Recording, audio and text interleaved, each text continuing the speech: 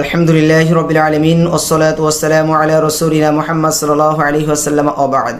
সম্মানিত দর্শক, আলোচনা করব আল্লাহ রাসূল সাল্লাল্লাহু আলাইহি ওয়াসাল্লামের প্রিয় সাহাবীগণ যদি সত্যের মাপকাঠি হন, ন্যায় ইনসাফ এবং আদালতের ক্ষেত্রে যদি তারা মানদণ্ড হন, তাহলে আমরা দেখতে পাই তাদের নিজেদের ভিতরেই অনেক সময় মতবিরোধ বা মতানৈক্য আমরা দেখতে পাই। তো এক্ষেত্রে আমরা কাকে অনুসরণ করব? তারা যদি অনুসরণীয় হয়, নিজেদের মধ্যে যদি বৈপরীত্য দেখা যায়, তা এক্ষেত্রে আমরা কাকে সাপোর্ট করতে পারি? সম্মানিত দর্শক, এ প্রশ্নের জবাবটি বোঝার আগেই একটি ভূমিকা স্বরূপ আপনাদেরকে একটি উদাহরণ দিব। আমাদের প্রথমত খেয়াল করতে হবে যে আমাদের নিজেদের মধ্যে মতবিরোধ মতানৈক্যটা এটা দুই প্রকারের হয়ে থাকে। এক নম্বর হলো এক পক্ষ হক এবং এক পক্ষ বাতিল, আরেকটা হলো দুই পক্ষই হক, তবে হকটা প্রতিষ্ঠার ক্ষেত্রে প্রয়োগের ক্ষেত্রে নিজেদের ভিতরে মতবিরোধ। যদি এক পক্ষ হক এবং বাতিল দেখা যায়, অবশ্যই হককে সাপোর্ট করতে হবে এবং বাতিলকে সাপোর্ট করার কোনো সুযোগ নাই, তার বিপরীত অবস্থান করতে হবে। যেমন মনে করেন হজ আল্লাহ সুবহানাহু ওয়া তাআলার একটা ফান্ডামেন্টাল ইবাদত, এটা মুসলমানদের জন্য এটা ফরজ। এখন যদি কেউ বলে যে হজ ফরজ আর যদি কেউ বলে যে না হজ ফরজ না, করা লাগবে না, তখন অবশ্যই এই মতবিরোধের ক্ষেত্রে আপনার বেছে নিতে হবে যিনি হজ ফরজের পক্ষে রয়েছেন তারটাই আপনার গ্রহণ করতে হবে, যিনি বিপরীতে আছেন তার বিরোধিতাই করতে হবে, গ্রহণ করার কোনো সুযোগ নেই।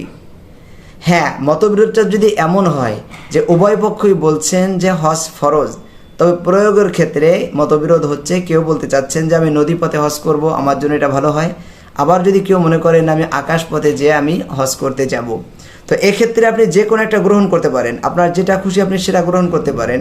প্রয়োগের ক্ষেত্রে উভয় পক্ষই কিলাহুমা আলাল হক, হজ যে ফরজ এ পক্ষে সবাই একমত, শুধুমাত্র প্রয়োগের ক্ষেত্রে ভিন্নতা এসেছে। এক্ষেত্রে আপনি যে কোনো একজনকে অনুসরণ করতে পারেন আপনার সুবিধা অনুযায়ী, কোনো সমস্যা নেই। হযরত সাহাবায়ে কেরাম রিদওয়ানুল্লাহি তাআলা আলাইহিম আজমাইনদের মধ্যে ঠিক এই হক প্রয়োগের ক্ষেত্রে ইখতিলাফ হয়েছে, তাদের মধ্যে হক এবং বাতিলের ক্ষেত্রে কোনো প্রকার কোনো বৈপরীত্য কোনো প্রকার ইখতিলাফ তাদের মধ্যে আসে নাই যে আপনি একটা গ্রহণ করলে আরেকটা আমার কি হবে, এরকম কোনো সুযোগ নেই। সবথেকে বেশি আল্লাহ রাসূল সাল্লাল্লাহু আলাইহি ওয়াসাল্লামের ইন্তেকাল পরবর্তী সাহাবায়ে কেরামদের মধ্যে যে মতবিরোধ হয়েছে, হযরত আলী রাদিয়াল্লাহু তাআলা আনহু খিলাফতের শুরুতে হযরত উসমান রাদিয়াল্লাহু তাআলা আনহুর বিচারকে কেন্দ্র করে এক পক্ষ বলতেছিলেন হযরত আম্মা জান আয়েশা রাদিয়াল্লাহু তাআলা আনহা, আমিরে মুআবিয়া তালহা রাদিয়াল্লাহু তাআলা আনহুম, তারা বলতে চাচ্ছিলেন যে আগে বিচার হবে, এরপরে আপনি খিলাফত পরবর্তীতে আপনি চালাবেন। হযরত আলী রাদিয়াল্লাহু তাআলা আনহু তিনিও একমত ছিলেন, অবশ্যই হযরত উসমান হত্যার বিচার হবে।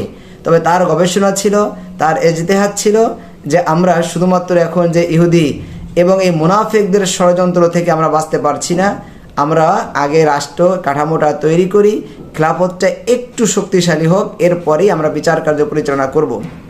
সম্মানিত দর্শক, আপনারা বুঝতে পারলেন যে উসমান হত্যার যে বিচার হবে এ পক্ষে উভয়ই একমত।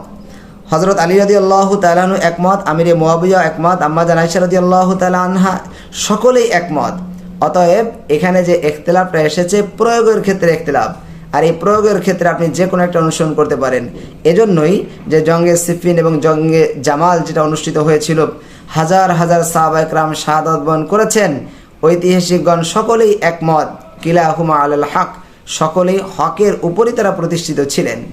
অতএব সাহাবায়ে কেরামদের মধ্যে আমাদের খেয়াল করতে হবে নিজেদের মধ্যে কোনো প্রকার কোনো ইখতিলাফ হক এবং বাতিলের ক্ষেত্রে এটা হয় নাই। হক হকই, বাতিলের বিরুদ্ধে তাদের অবস্থান ছিল।